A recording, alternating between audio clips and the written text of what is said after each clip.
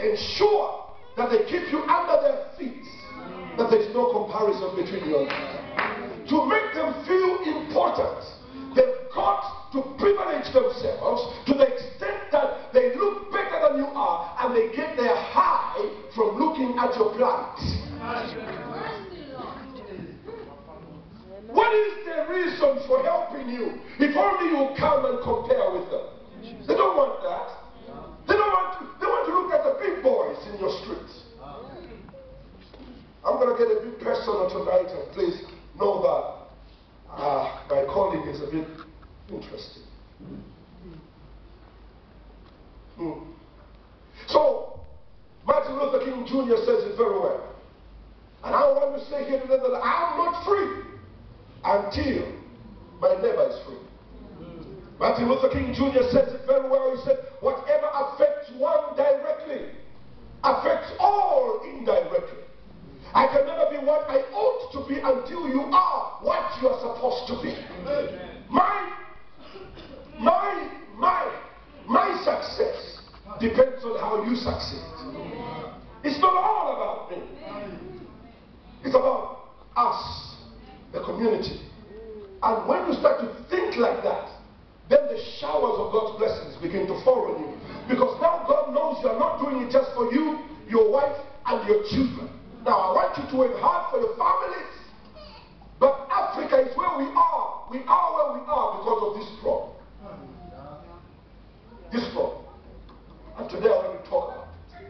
I want to talk about it. If it makes us mad, that's all right. But this is our problem. It's our problem. You know, we are living during a time now when people have a crisis in Africa. Like Israel, we are a people. We are a community. We are a nation. We are a continent. We are not isolated from each other. That is why today we have people that say that I'm the richest man in my family. Listen to these statements. I'm the richest person in my family. All my brothers come to me. That prestige is what I'm talking about. There's nothing wrong with it. God has blessed you, but you've missed the point for the blessing. He's made you the richest in your family, but you think that is so that you can feel more important and step on other people. That's not the point I'm trying to make today. Some other people would say things like, the only black family on the street is us. We are the only black family. What? Who cares? But whether you're a black family or pink family, yellow family, and where you are situated, and this is the problem of Africa. Being the only black family on the street becomes prestige and something to talk about. So, if you talk about being the only black family, who cares about it?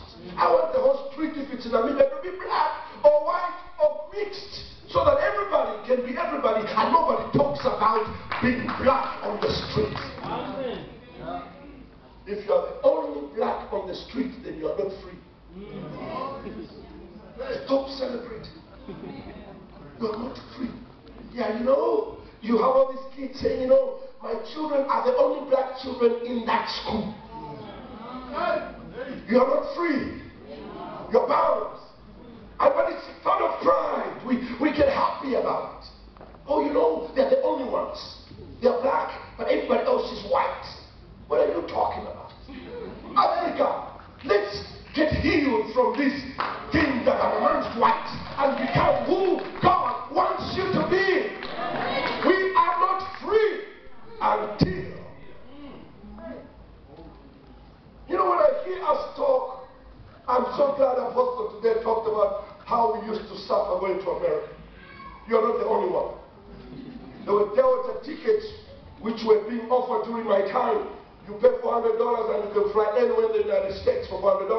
I was moving with birds from one church to the other. They pay $250. Then they give you, they decide your offering before you get there. So we used to think they're doing us a good favor. And it's over now. I don't go to the United States with suitcases looking for a place to preach, because I'm receiving phone calls from them wanting to preach here. Why? Because the season has shifted. And you people don't keep the season the way it was. Let's move with the shift. God is shifting. Move with the shift. Once I was bound, but now I'm free.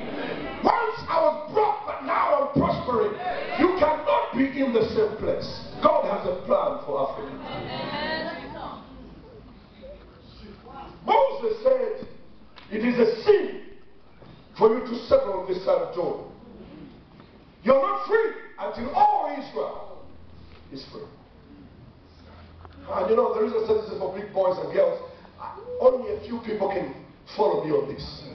Because some of you, church has been reduced to a place of just receiving those prophetic words of how you're going to buy a new car, how you, and we are, if Jesus were to come and attend some of these services, he will shut it down.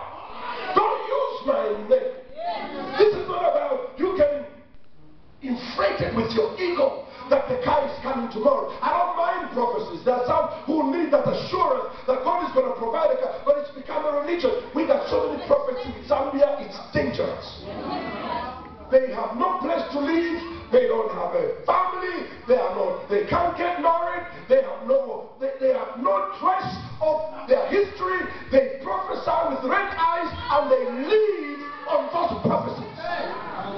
That's not the church that's going to save Africa. I don't care how many prophecies you give you about driving a new car. I want everybody on my street to drive a new car. I want all of Africa to drive a new car. I want all of Africa to come into their freedom. It's about us. And they're making a lot of money off the church. Because you are also gullible. Yes, my brother. Hello, is that